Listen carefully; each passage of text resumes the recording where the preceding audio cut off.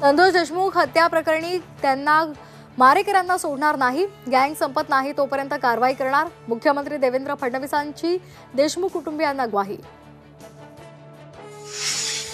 राष्ट्रवादी शरदचंद्र पवार पक्षाची 2 दिवसीय आढावा बैठक आजपासून। बैठकीला शरद पवार, जयंत पाटील, आजी माजी आमदार खासदार उपस्थित राहणार, पक्षाची पुढची दिशा ठरणार।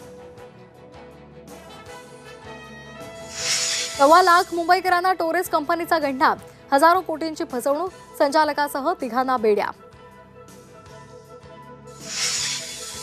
पुण्यामध्ये आयटी कंपनीमध्ये महिलेवर कोयत्याने हल्ला, उपचारादरम्यान महिलेचा मृत्यू, पैशाच्या वादातून हत्या केल्याची माहिती।